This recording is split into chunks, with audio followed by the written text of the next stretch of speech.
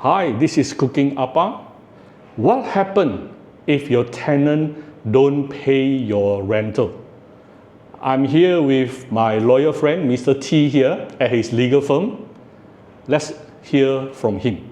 Thank you, Mr. Lim. So I'm T, lawyer T. So people call me in 小红书 is 茶律师. So I am a practicing lawyer in Malaysia. 3 years ago, I was in this role, to keep the bad tenants out from the premise. So what comes to me that time was, I think there's a case. This one case, very new case. The landlord tells me nobody's coming out to help them to kick the bad tenants out. They have no idea how to get these tenants out from their premise. They didn't want to pay the money. They didn't want to move out. So I came across to my syllabus and the laws, what laws I can help the landlord. So distress order. That's what I do. What I did and what I'm doing right now to help the landlords. Okay. So how do we start doing the distress order? So normally if the tenant didn't pay for a month, then we can apply for these orders. First, so fast, only 1 month? Yep, only 1 month, but you have to think about maybe they will pay after 1 month, so maybe you can get them chances for maybe 2 months and 3 months only you come to get the court order.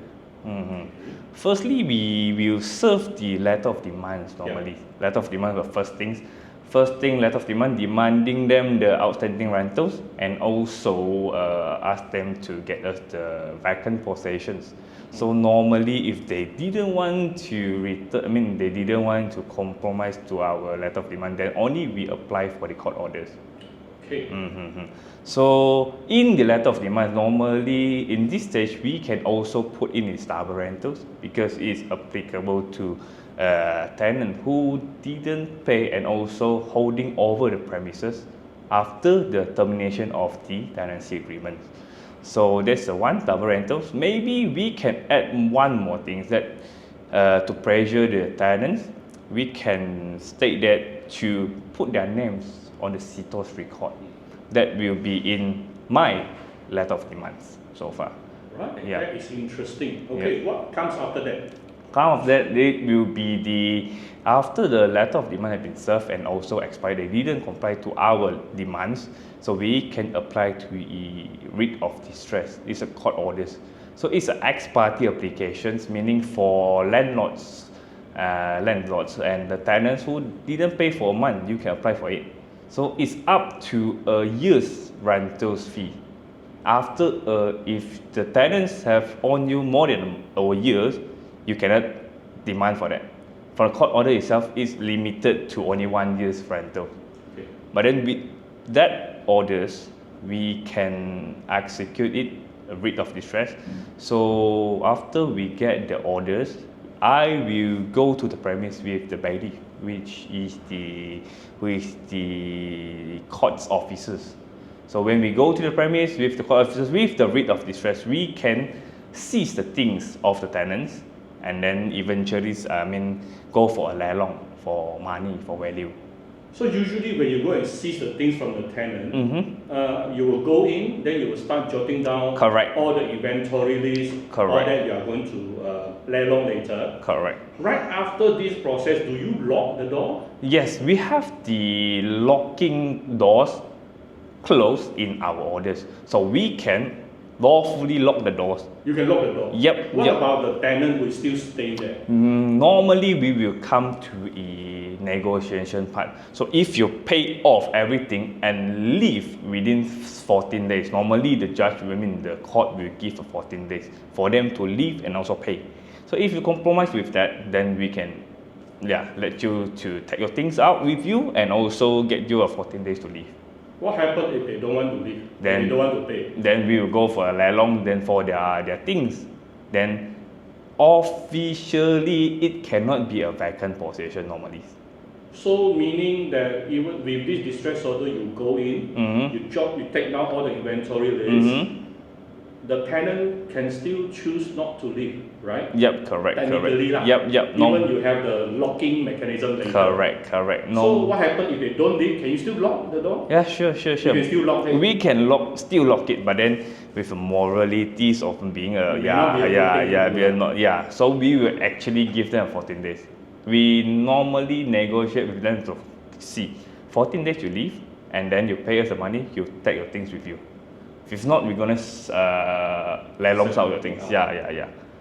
From your experience, Mhm. I'm sure you have done a lot of distress order before. Correct. From your experience so far, what is your success rate by using this distress order to chase the tenant out? So far, it's 100% for me So myself. far it's Yep, 100%. correct. Oh. Because they know they are in the wrong position. They have no points to win the case because they didn't pay the rent. This is the first thing.